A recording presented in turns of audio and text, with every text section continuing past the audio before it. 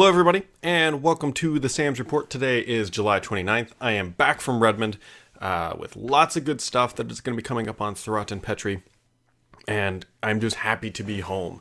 For those of you who are watching on the audio feed, or the video feed, you can't watch on the audio feed, I'm off to a great start. You notice the desk, I finally got it. I know I've been talking about it for a couple weeks. Finally came in. I thought it was going to be here much sooner, but hey, there we go. The studio is coming together. And for those of you who were watching early before the show started, I actually showed off a lot more of the studio. But we're getting there. We were making good progress, and hopefully I'll be able to start recording some better video here in the near future. So let's just dive in, shall we? So the week of July 29th. Well, first off, most importantly, it's not Windows. Tomorrow's my birthday. That's just kidding. Really is tomorrow. But today, last day to update to Windows 10 for free. Do that. You need to get that entitlement, that digital entitlement. Otherwise, it's going to start costing you real money. And I guarantee there's going to be posts tomorrow that say, I forgot to upgrade, or it's going to happen in August or September. It's going to happen. Absolutely no way it's not going to occur. People are going to be mad that they forgot to upgrade or didn't get that. And then Microsoft's asking them to pay. They gave them a year. It's really hard to feel sorry for these people at this point. If you haven't upgraded, whatever, so goes it. So we pushed out, I'd hinting about a couple of this stuff for a while. So on Monday, I was actually on a plane. Great place to launch new features is on a plane over GoGo Wi-Fi, by the way. Never recommend it, but I always seem to end up doing it. Thurrott Premium, we ran an update. So what is this update? If you are logged in as a Thurrott Premium member, in the actual post itself, you will see no ads. There's still a title bar ad above the in the nav bar. That will go away here in a future update, but you'll know that there's no left or right rail anymore. It's just centered, beautiful content, images, and that's it. There's no ads. So I'm really pumped about that. There are still ads on the landing page, but those will go away. It's just the post layouts for now, but that was a pretty big update as it enabled a bunch of functionality on the back end. Other thing we are doing, if you haven't done this yet, I need to get a post out properly on Thurrott so it's better linking. We are doing a massive giveaway. If you do not have an Xbox Elite controller, if you want another Xbox Elite controller, starting August 1st, we are giving away an Xbox Elite controller every single weekday, all the way through the month of August and potentially beyond. So we're giving away a bunch of this stuff, and realistically, these are the best odds you're going to get at winning one, probably anywhere on the web, just because of the volume, the number that we're giving away. So all you got to do is just register, email, address. That's it. Premium members are automatically already tossed into the bucket to win, just for registering or signing up. But free, you don't have to pay anything. It's free. Just go register, and you can get a, Xbox Elite controller. At least your name tossed in that hat. So this week, I was in Redmond. Redmond, flew all the way up there. It's a very far away place, about a 4-hour flight. Terrible flight coming home, just ridiculously rocky. But whatever, I'm home, safe and sound. And so why was I in Redmond? There were a lot of reasons up there. Sometimes just from what Paul and I do, it's good to get up there on bases, just touch base with people, be friendly and all that stuff. But really what I wanted to do was I got invited up there to go check out 1 week. And Microsoft is this week holding their company's largest hackathon. Over 15,000 employees, partaking in 74 different countries and all this good stuff. And so typically and it was quite hard to get inside, they have these huge hackathon tents on campus. Huge hackathon tents. And Microsoft doesn't let people inside of them for obvious reasons. Well, they said I could come inside after some talking and some very good help from friends at Wagner Edstrom, or we as they like to call themselves. They helped out a bunch. And I was able to go inside and kind of snoop around, but, very closely guarded, snooping around. And get to see what the hackathon's really all about. And these things are massive. I was actually really impressed. I mean, it's a tent, but this tent is probably nicer than my house. I mean, it is huge. It's got power, it's got food, it's got beer, it's got really nice flooring. It's nice. It's air conditioned for that matter. At least I thought it was. It sure felt like it. And so I got to go run and play around and kind of see what the hackathon was about and what actually 1 week is. Because from the outside perspective, it looks like this is just kind of junk. It's like, what are they doing? Oh, they're hacking. They're creating dumb stuff. But there's really a lot of stuff going on, and these people take this stuff very seriously. So I'm hoping to have a post up on Thurrott later today, and I will also have another post that I finally got to talk to the garage people about how an app comes to fruition. For example, why do some apps come out only work on iOS? I know every time an app comes out, people are like, Brad, it's not on Windows 10 Mobile, and I'm a Windows 10 Mobile user. This sucks. And so they have a reasoning behind it, and I'll write this up and kind of dive into the logic behind that. I did vehemently ask several times about one-clip beta, and they're all kind of like, we don't remember this thing. So I'm hoping that they can go dig around and find out what happened. I'm going to send them a link later today, now that this reminded me, to go kind of see in what happened. So that was Redmond. Had lots of drinks with lots of people people that are publicly facing a Microsoft, and they kind of asked to keep those things on the background. But if you recognize their name from, I did not have anything to do with Satya. I actually tried to, I joked with them, I was like, hey, can I go play golf with Satya? You know, we'll wear bands and talk about the PGA stuff. And they said no. But quite a few of the people, I was able to meet up and have drinks with, and Microsoft asked that I not talk about what we talked about. But I will have something a bit later. I don't know when they're going to say I can talk about it, but we'll see. So that's coming up. And no Surface 4 stuff, nothing crazy like that. So please don't do that. But what else happened when I was in Redmond? Well, there's a lot of stuff going on, but there's a lot of stuff that happened in the filings of what Microsoft did. So it was uncovered this week in Microsoft's 10Q filing that they are laying off another 2,850 people. So that's 2,850 people coming or leaving the company. And so layoffs suck. Anybody who ever's been through a layoff, it sucks. Firing is a whole different thing. If you don't know the difference between firing and a layoff, you should go look into it. Layoffs suck. It's when the company says, we don't really need you anymore, or we can't support you. We don't have the money to do it. We definitely know it's not a money thing. I'm considering they're chunking $26.2 billion to LinkedIn. Just let that set for a minute. $26.2 billion. But 2,850 people, it is being reported from the mobile phone team. Now, that's not too surprising, but Matt Day over at the Seattle Times, friend of mine, added all the numbers up. He just did it faster than I was able to. And the total layoffs, from what we can roughly calculate, is now about 25,000. And I believe when Microsoft acquired Nokia, the Nokia mobile assets, they acquired 24,000 people. So now, obviously, not all the layoffs have come directly from that acquisition. That Microsoft clearly had a mobile team in place and all that stuff. But yeah, so it's kind of like they got rid of the entire team to some extent. If not, they got rid of the vast majority. I can't imagine even who's left other than maybe Elop. And yeah, I don't know. So that sucks. So if you're impacted by that, sorry, I don't know what else to say. The bad part about this is Microsoft said that these layoffs, these additional layoffs, these are different than the layoffs they announced in May, which impacted the same team, will be completed by the end of fiscal year 2017. So that really sucks, because if you're at the company and you're in this team, it's like, oh God, they're going to be cutting people from this team. I wonder if it's me. You're just sitting around and waiting. And I know Microsoft will give a good severance package. They obviously have money to do so. But yeah, layoffs are happening, and good luck to all those. So what else did Microsoft announce this week?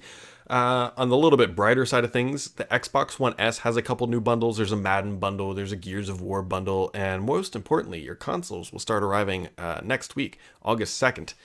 That's for the 2 terabyte version only. 500 gig and 1 terabyte versions will show up around the holiday season. But I'm looking forward to getting mine, and hopefully you are looking forward to getting to yours. Realistically, there's not a whole lot of reason to buy it unless you want something smaller, white, and whatever. But they are kind of neat. They're smaller. So there you go. Xbox One S arriving next week. Couple bundles announced if that's your thing. One of the better acquisitions Microsoft has made in the past, I don't know, we'll just say recent history, is Minecraft. And so not everybody plays Minecraft. I've played it a little bit. I'm not one of the hardcore people, but I know people are very passionate about this. The game makes a lot of money, sells a lot of copies, and Microsoft is celebrating the 1 year of Minecraft. Although, ironically, they still call it Minecraft Windows 10 Edition Beta for whatever reason. But they're saying the sales have passed the $100 million mark.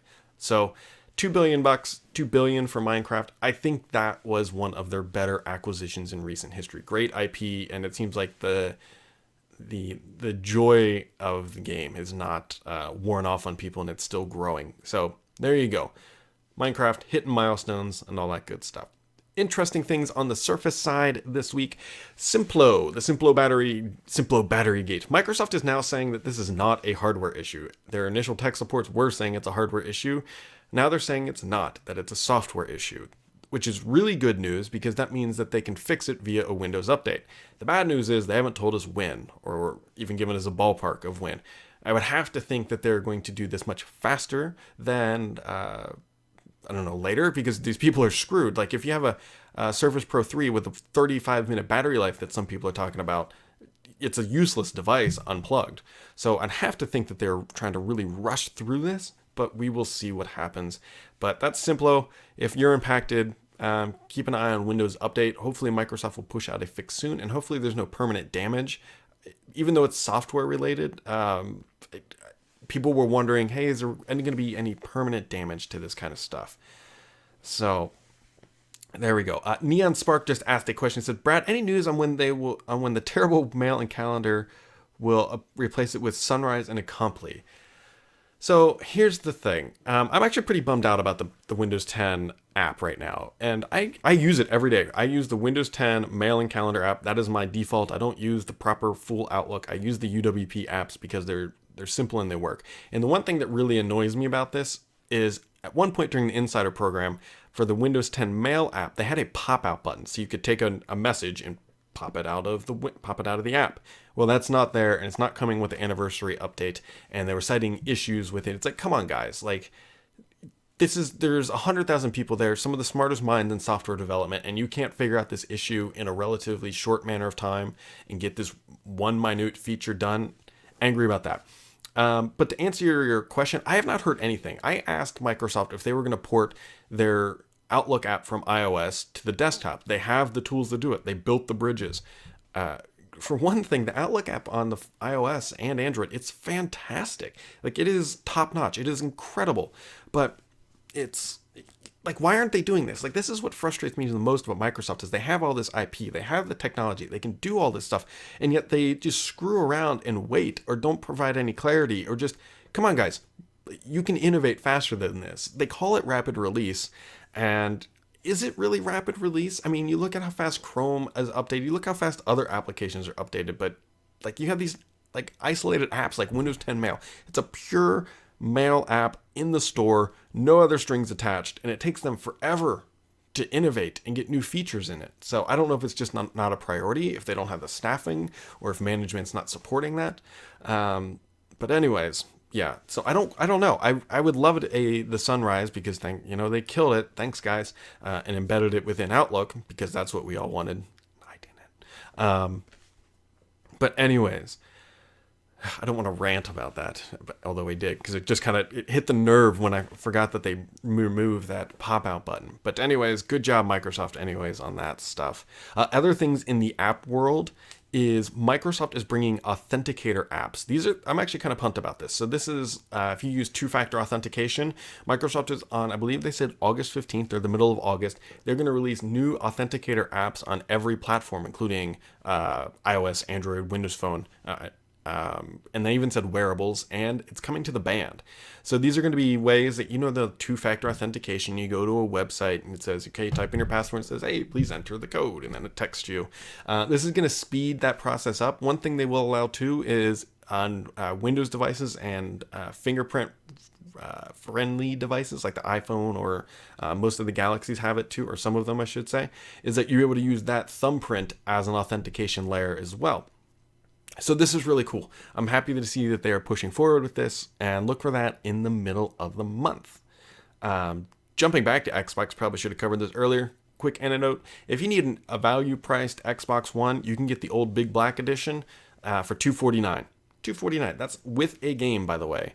Some people actually reported that Costco had it like around $229. So definitely check out Costco if you're one of those people. In the US, though, you can buy it for $249, and it's clear as mud right here. They're getting rid of stock. At least that's what everybody assumes. It's why they're not going to be making the big ones anymore. At least I can't fathom why. The newer one's probably cheaper to manufacture. It's easier to manufacture. It's an updated revision. And yeah. And so somebody in the comments wants to know anything about over-the-air DVR. Nothing. They completely put up a wall around it. I don't know if they got some pushback from their licensing partners, from their content partners, but who knows what's going on. And yeah, it's frustrating how Microsoft just, hey, we're going to go do this. And then, oh, wait, no, we're not. No, we're not. Oops, my bad. Just forget that ever happened. And I don't know if it has something to do with the Xbox One S not supporting it. Maybe. I can't imagine that's the issue. But who knows? Who knows what Microsoft is doing? In the OneDrive world, so if you're a Pokemon Go player, which, holy cow, they were everywhere on Microsoft's campus. You could just see them everywhere. Everyone was playing Pokemon Go. Zubats for days is all I can remember. But Microsoft is doing some fun stuff with OneDrive. So if you upload photos, there's now automatic albums based on an event and location. But one of the things that it can now do is actually detect Pokemon in the uploads. So if you're snapping photos of this stuff and you want to show off your Zubats or your Pikachus or whoever or whatever, you can now search Pokemon and it will bring all those images up. So yeah, that's what's going on. It's good to see OneDrive getting updates. I haven't really had any bad issues with OneDrive lately. Good job, team. It's been working pretty well for me. And the one thing I think, I can't remember if I not talked about this last time, the one thing I wish the OneDrive team would add is when you add a file to the OneDrive folder, like in File Explorer, is that it notifies you with a toast notification that everything has been updated. I've been in scenarios a couple times when I was in Redmond where I would load a file into that and then I'd shut the lid on my laptop and not really think that, hey, maybe it didn't finish syncing, even though they were small files. So just a sweet little notification says, hey, all your files have been updated. That would be kind of like the next step to make a better user experience. So I should probably drop that into the feedback hub. So that's what's going on. Windows 10 mobile world. What is going on here? What is going on? So this shouldn't come as a big surprise, but starting with the anniversary update, if your phone is not supported on Windows 10, the fast ring stuff, remember all those debacles where they're only supporting certain phones, you won't be getting anything later. And there used to be a workaround to get all this stuff through the Insider program. If your phone is not supported on Windows 10 mobile, you're done. Like, the anniversary update will no longer work. Tough toenails. Yeah, you'll just kind of be stuck in whatever. The good news is, if you want to call it that, is you still can roll back to Windows Phone 8.1. I don't imagine many people who are listening to this are in that. Maybe some clever people who know the file system better than I will be able to actually work around this restriction. But then, I mean, that's a pure enthusiast play at that point. So, yeah. So there you go. One thing that was pointed out, actually, and I haven't done the math on this, and I'll probably do it here in a little bit, but based on Microsoft's 10Q filing, this blew up all over Twitter late last night, was that Microsoft only sold 1.2 million Lumias, and now they didn't explicitly state the number, but they said that they sold 13.8 million for the year, and so people just work backwards the last 3 quarters that it was reported. So 1.2 million Lumias, which is, I wonder if Apple sold more iPhones per week than that. So, and Apple just announced their 1 billionth, which is nuts, iPhone was sold last week, or this week, sorry. What else is happening? Windows Server turns 20 years old. Windows Server. So if that's your cup of tea, Windows Server is 20 years old. And for a lot of people, they're going to be like, holy crap, I remember when that launched. We should be hearing very soon, I would believe, Windows Server 2016 launching. And that's kind of the Windows 10 iteration of the server world. So Windows Server 2016 should be launching soon. But Windows Server, happy birthday. You're 20. I'm 31, so I'm older. But whatever. You've probably done a lot more in your life than I have done in mine. And in the education world, there's a new SKU of Windows 10 Pro.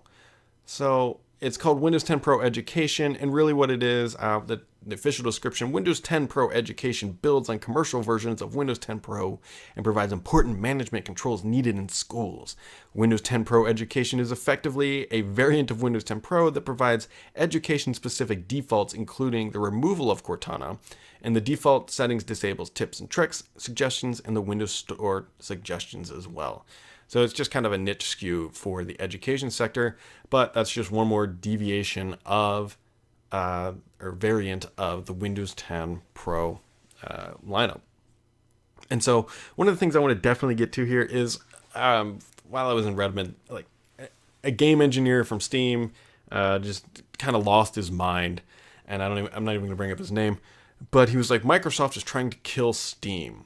And so I kind of want to take a step back here. And you have to be, software is a very interesting thing right now because Microsoft could have made the same claim. It says Google is trying to kill software pricing. They want every software to be free. And everybody had to adapt. And Apple said operating systems have to be free. And so they made OS X free. And so then Microsoft, for quite a while, although the Windows isn't truly free, and technically I don't think OS X is free if you buy hardware, but it's baked into that pricing, but upgrades have to be free. And so Microsoft had to evolve. They had to adapt to this model that software, kind of is free. And they release a lot of software. All the apps on iOS and Android are all free. And so I don't think, I believe people should pay for good software. And I have no problem paying for software. Even apps, I pay for apps. But what they're claiming is that through the Universal Windows apps, the UWP platform, it's going to kill Steam because it's going to force everyone into the Windows Store. That's not true. Microsoft has already said that UWP apps can be sold through Steam. UWP is just a framework. You don't have to write games for it. You can still use .exe. And right now, .exe games still have significant more capabilities than UWP apps. Now, at some point, there will probably be a tipping point where Microsoft will make UWP apps more powerful. But I don't think we're quite there yet. And if your whole business model relies around just a storefront and .exe files, you need to be thinking about, where's your company in 10 years? Is it going to be ad supported? Is there new monetization modeling? Is it microtransactions? But I don't think Microsoft is trying to kill Steam in any way, shape, or form. Are they trying to compete with it? Sure. Is that a good thing for everybody? Yeah. I think this is one guy who's getting all torn up. The fact that the easy way of making money is no longer the easy way, or may not always be the easy way, that everybody just goes to Steam. Maybe they want to use the Windows Store because there's integrations into Xbox Live and to Cortana and to the desktop experience, and maybe that provides a better solution than what Steam does. Well, then that's on Steam to build a more compelling thing. It's terrible to have one marketplace for anything. It doesn't matter. It's the cable operator situation in the US, although thankfully I have fiber into my house, but many places in the US it's like Comcast only. Do you want Steam as the only place to buy games? No, nobody does. So it obviously from a developer standpoint, I can see how it's frustrating. From a user standpoint, options are always a good thing. And yeah. So that's just kind of what's going on. Oh gosh. And so as we kind of come to the end here, I'm thinking about the Xbox next week. I'm going to be getting one. We also have the anniversary update. I think I'm going to be doing What the Tech with Andrew as well. And so here's the Windows Insider tip of the week. Edge on August 2nd. Edge. I do not use Edge currently. Edge is getting a big update. If you're not a Chrome fan, or if you're using it on a laptop, Windows Insider tip of the week is you try out Edge again. It's getting a lot of improvements, including extensions, functionality, stability, and I think it's worth kind of re-exploring Edge at that point. We will see if it can get me away from Chrome. I can't make any promises there. I think on the laptop where they have shown improved battery life, I think that's definitely a reason to explore Edge. But Edge, give it a try. We'll see what happens. I talked to some of those guys this week. But that's the tip of the week, guys. This has been another edition of the Sam's Report. I'm exhausted. I'm going to go take a nap. Have a good weekend, everyone.